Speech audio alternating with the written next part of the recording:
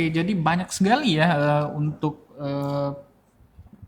cara bayar iuran tadi bisa melalui bank, ATM atau mobil banking, kantor pos, Indomaret, e-commerce, terus bisa juga melalui aplikasi mobil JKN ya tadi.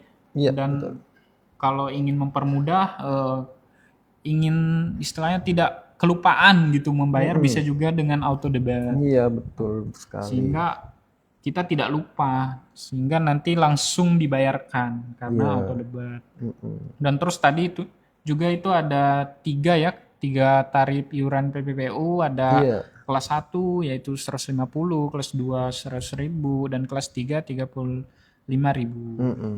Betul. Oke, Sobat Popmi bagaimana nih? Sudah paham belum mengenai tadi kita sudah bahas mengenai pentingnya BPJS Kesehatan, terus kewajiban, jenis kepesertaan, terus cara membayar. Tadi kita sudah membahas ya belum belum semuanya, tapi kita Iya. sudah membahas lebih kurangnya eh, sudah hampir lengkap lah ya Iya. mengenai BPJS Ya, Kesehatan. semoga paham lah ya teman-teman sobat Popmi semua. Tapi kalau mungkin ada yang ingin ditanyakan bisa tulis di kolom komentar nanti ya teman-teman. Oke, iya. Kita terbuka ya untuk menjawab-menjawab pertanyaan Betul dari sekali, Sobat dengan senang Popmi. hati. Oke. Untuk selanjutnya nih, mungkin kita langsung saja ke pertanyaan saya yang selanjutnya, yaitu mengenai layanan dan paskes. Nah, tentu kita juga bertanya-tanya tuh di BPS Jasa Kesehatan ini menggunakan sistem berjenjang dan rujukan, dan tidak Betul. bisa langsung ke rumah sakit tanpa alasan Hmm, yang kuat. betul Jadi sekali. kadang tuh ada yang pengen langsung ke rumah sakit padahal penyakitnya tidak terlalu parah ya, Mm-mm. tapi ingin langsung ke rumah sakit itu tentu tidak bisa. Itu Betul, harus sesuai dengan prosedur ya. prosedurnya gitu. Nah, mungkin bisa dijelaskan oleh Kak Bayu mengenai alur layanan dan paskes ini ya Kak Bayu. Ya, jadi benar ya di BPJS Kesehatan ini kita menggunakan sistem berjenjang dan rujukan ya. Jadi tidak bisa langsung ke rumah sakit tanpa alasan yang kuat atau gawat darurat ya. Nggak bisa tuh kita cuman eh, pegal-pegal mau langsung ke rumah sakit atau panas dikit ke rumah sakit. Nanti kalau gitu rumah sakit penuh Penuh dong ya. nanti. Iya, jadi nggak efektif ya. Jadi kalau yang penyakitnya bisa dilayani di FKTP ya kita datang dulu ke FKTP. Jadi alurnya itu kita yang pertama datang dulu ke FKTP nih, misalnya puskesmas, klinik atau praktik dokter perorangan. Nah, kita datang kalau di situ tidak bisa ditangani dan membutuhkan layanan tingkat lanjut itu akan dirujuk ke rumah sakit tingkat lanjutan. Nah, itu dirujuknya kita juga nggak bisa atas permintaan kita sendiri ya, itu nanti pihak FKTP-nya yang akan merujuk kita ke rumah sakit mana. Jadi kita nggak bisa misal saya mau dirujuk ke rumah sakit A.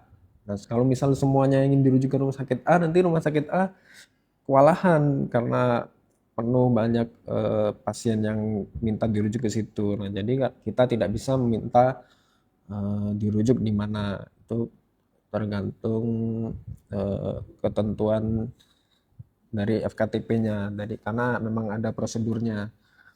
Nah, kemudian kalau darurat, nah itu kita bisa langsung ke IGD manapun ya tanpa rujukan, itu kita bisa kalau kondisi kita gawat darurat. Nah, kemudian informasi tambahannya untuk paskes tingkat pertama kita bisa diganti setiap 3 bulan lewat aplikasi mobil JKN, itu bisa misal kita berpindah domisili nih, kita mau pindah vaskes tuh bisa dalam 3 bulan, tiap 3 bulan tuh bisa ganti, tapi aktifnya itu di awal bulan. Misal kita mengganti nih, memprosesnya nih bulan tanggal 7 Juli misal, nah kita bisa kita pakainya di Agustus tuh di vaskes yang baru. Kemudian untuk layanan yang tersedia di FKTP atau fasilitas kesehatan tingkat pertama itu seperti pemeriksaan umum, obat-obatan dasar, screening penyakit, persalinan normal, kemudian konsultasi penyakit kronis. Kemudian untuk layanan tingkat lanjutan meliputi rawat inap, operasi, kemoterapi, hemodialisis, dan lain sebagainya. Gitu Kak Ari. Nah, sahabat Popmi, gimana tadi mengenai alur layanan? Tentunya sahabat Popmi harus paham ya mengenai sistem berjenjang dan rujukan, artinya tidak bisa langsung ke rumah sakit tadi tanpa alasan yang kuat.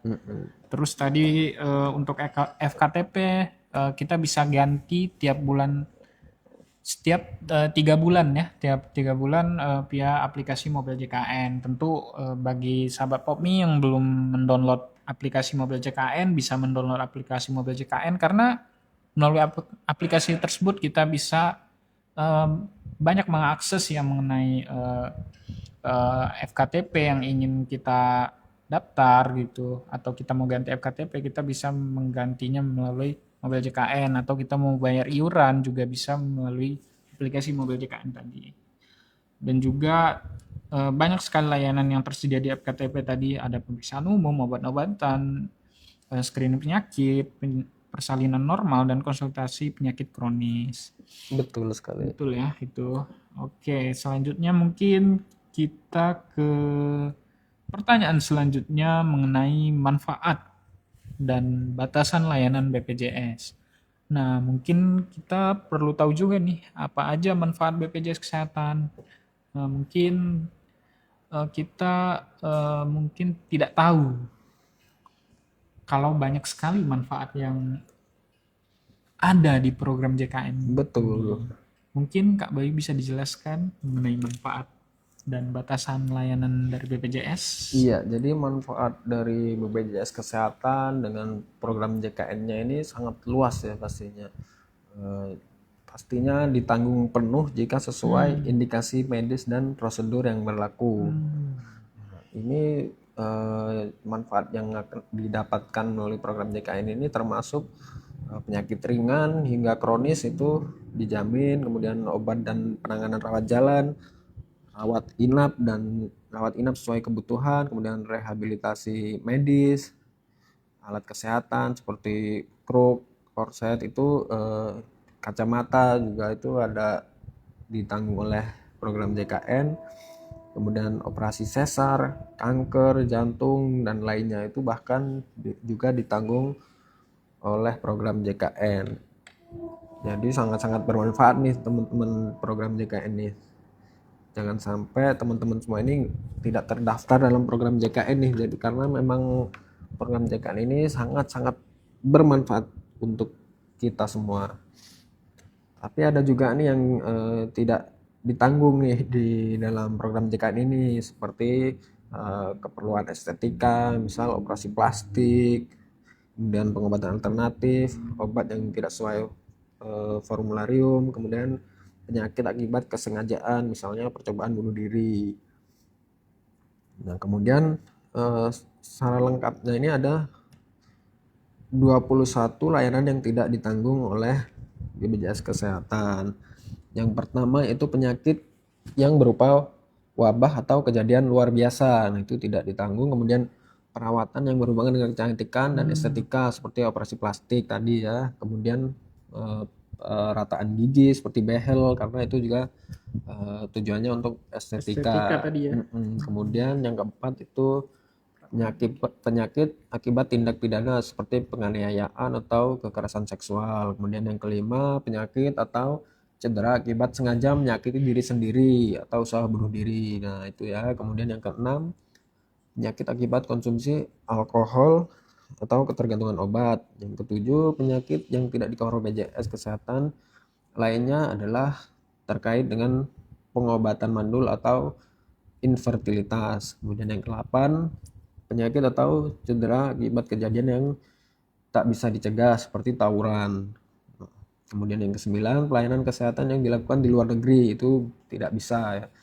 Kemudian yang ke-10, pengobatan dan tindakan medis yang dikategorikan sebagai percobaan atau eksperimen.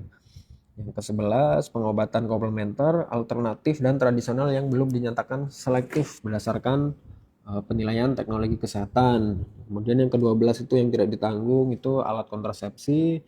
Yang ke-13 pembekalan kesehatan rumah tangga. Kemudian yang ke-14 pelayanan kesehatan yang tidak sesuai dengan ketentuan peraturan perundang-undangan yang terdiri dari rujukan atas permintaan sendiri dan pelayanan kesehatan lain yang tidak sesuai peraturan perundang-undangan. Kemudian yang ke-15 pelayanan kesehatan di fasilitas kesehatan yang tidak bekerja sama dengan BPJS Kesehatan kecuali dalam keadaan darurat.